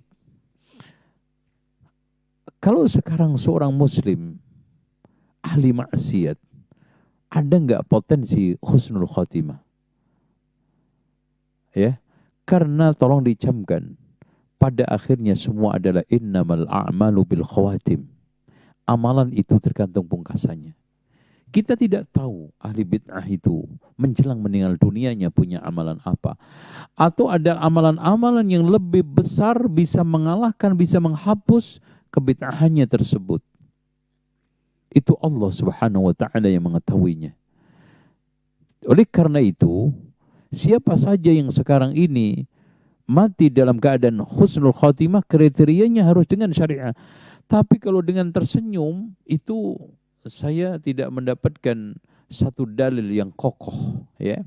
Mati dengan tersenyum, bisa aja lagi senyum sama istrinya terus langsung mati, padahal dia orang kafir, ya. Itu karena mati jantung mendadak itu juga macam-macam, ya. Intinya kriteria-kriteria yang pokok ini yang kita gunakan untuk pegangan. Oke. Kemudian di sini kita harus pahami, selagi dosa maksiat termasuk bid'ah itu tidak mengeluarkan orang dari Islam, itu masih di dalam timbangan. Fa amma man thaqulat mawazinu fa huwa fi 'ishatir radiyah. Tapi wa amma man khaffat mawazinu fa ummuhu hawiyah. Ditimbang oleh Allah Subhanahu wa ta'ala. Tetapi secara umum, siapa yang dosa bid'ahnya itu melimpah, kebaikannya sedikit. Siapa yang kesyirikannya melimpah dan siapa kemaksiatannya melimpah, kebaikan-kebaikannya sedikit, sulit kita untuk mendapati contoh dia itu husnul khatimah. Tapi pada akhirnya adalah tadi, barangkali dia memiliki amalan menjelang meninggal dunia yang spektakuler sehingga Allah ampuni dosanya, Allah ampuni keburukannya. Kenapa? Fa innar rajula la ya'malu 'amala ahlan nar wa la yakunu bainahu wa bainahu illa dhira' fayasbiqu 'alaihi alkitab fay'amala 'amala ahlal jannah fadkhalaha.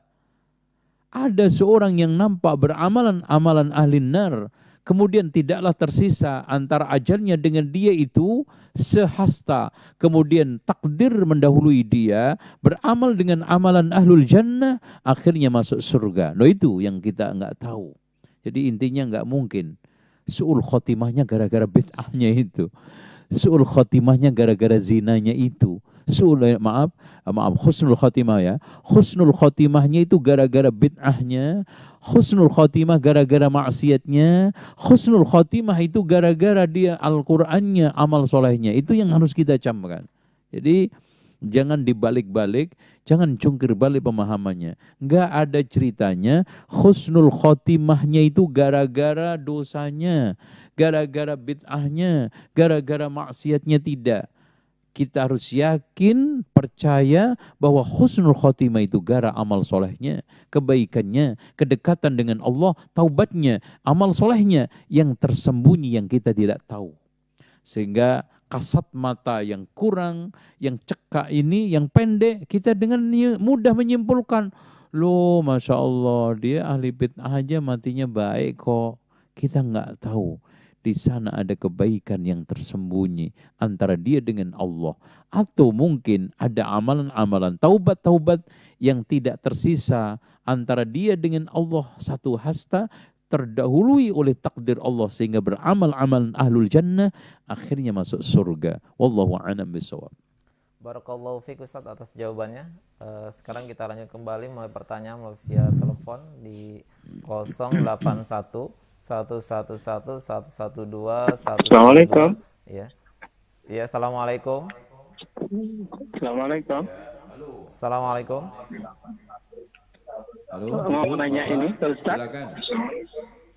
Assalamualaikum. Waalaikumsalam warahmatullahi. Iya, Ya, dengan silakan, Bapak siapa dari mana? Dari Umar Haini, Kampung Lebah, Iya, Kelungkung, silakan Bali. Bapak. Iya, silakan dengan Ya, Ustaz. silakan. Iya. Pak Ustaz, saya Ya. baca di beginilah Nabi Sallallahu Alaihi Wasallam berwudu oleh Syekh Muhammad bin Shalih Al-Utsaimin. Ya. Itu tentang berdoa sesudah wudu, yang ringkasan artinya, barang siapa yang menyempurnakan wudunya lalu membaca syahadat itu, maka pintu-pintu surga yang berjumlah 8 dibukakan untuknya, Ya, betul. dan dia diberi kebebasan dari pintu manapun dia masuk surga, masuk. Iya, betul. Muslim, Abu Dawud, At-Tirmidzi, An-Nasa'i, dan Ibnu Majah. Iya. Pertanyaan saya, kesannya ini hanya sekali wudhu dengan sempurna, lalu dapat jaminan masuk surga. Apakah ahli? Jadi terus menerus dia syaratnya baru bisa masuk surga yang 8 ini, Ustaz. Demikian, jazakumullah khair. Assalamualaikum warahmatullahi wabarakatuh. Waalaikumsalam. Silakan, Ustaz. Bapak Ibu sekalian, terutama penanya yang budiman, tolong dicamkan, ada sesuatu yang perlu kita tegaskan, jangan sampai terlewat.